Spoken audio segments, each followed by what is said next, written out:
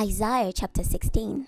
Send rams as tribute to the ruler of the land, from Sela in the desert to the hill of daughters Zion. At the foot of the Arnon, the Moabite woman are like a bird that flies about when forced from its nest.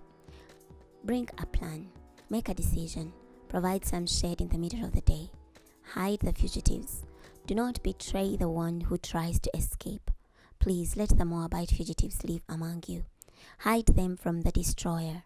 Certainly, the one who applies pressure will cease.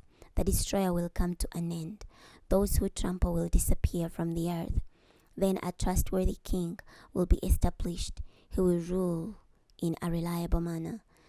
This one from David's family. He will be sure to make just decisions and will be experienced in executing justice.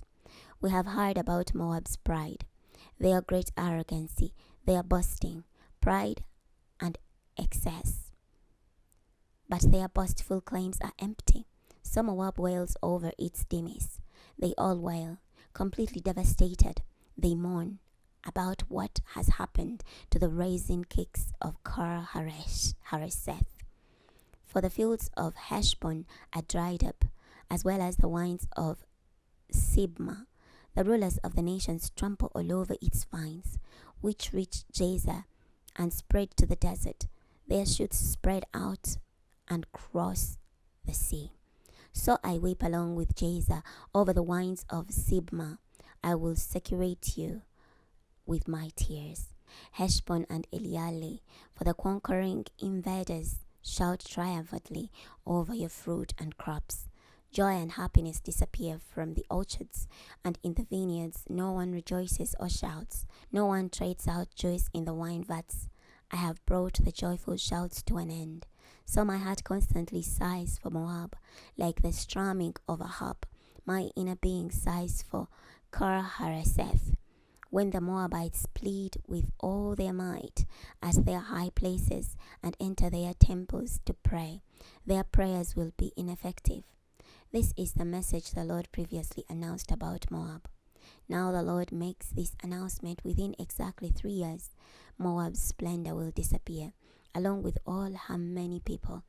There will be just a few insignificant survivors left. Chapter 17. Here is a message about Damascus. Look, Damascus is no longer a city. It is a heap of ruins. The cities of Error are abandoned. They will be used for herds, which will lie down there in peace. Fortified cities will disappear from Ephraim, and Damascus will lose its kingdom. The survivors in Syria will end up like the splendor of the Israelites, says the Lord who commands armies. At that time, Jacob's splendor will be greatly diminished, and he will become skin and bones. It will be as when one gathers the grain harvest, and his hand gleans the ear of grain. It will be like one gathering the ears of grain in the valley of Rephaim. There will be some left behind, like when an olive tree is beaten. 2 or 3 ripe olives remain toward the very top, 4 or 5 on its fruitful branches, says the Lord God of Israel. At that time, men will trust in their Creator. They will depend on the Holy One of Israel. They will no longer trust in the altars their hands made, or depend on the Asherah poles and incense altars their fingers made. At that time, their fortified cities will be like the abandoned summits of the Amorites, which they abandoned because of the Israelites. There will be desolation, for you ignore the God who rescues you. You pay no attention to your strong protector. So this is what happens. You activate beautiful plants and plant exotic vines. The day you begin cultivating, you do what you can to make it grow. The morning you begin planting, you do what you can to make it sprout. Yet the harvest will disappear in the day of disease and incurable pain. The many nations massing together are as good as dead. Those who make a motion as loud as the roaring of the sea's waves, the people making such an uproar are as good as dead. Those who make an uproar as loud as the roaring of powerful waves.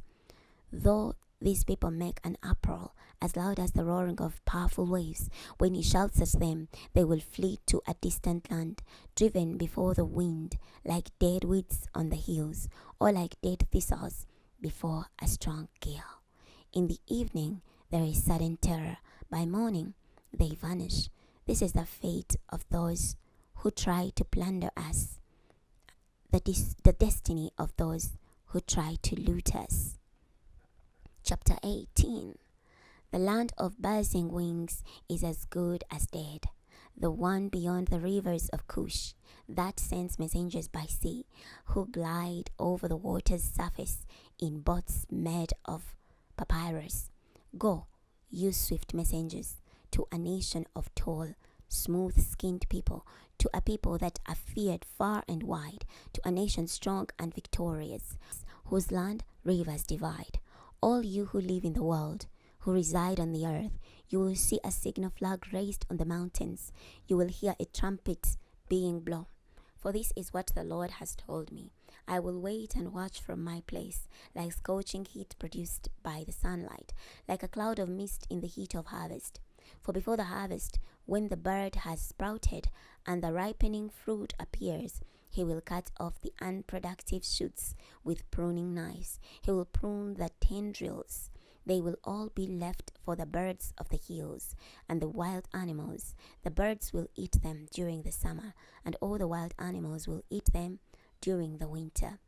At that time, tribute will be brought to the Lord, who commands armies, by a people that are tall and smooth-skinned, a people that are feared far and wide, a nation strong and victorious, whose land rivers divide. The tribute will be brought to the place where the Lord who commands armies has chosen to reside, on Mount Zion. We're stopping here today. Next time we're starting from Isaiah chapter 19. I'll see you then.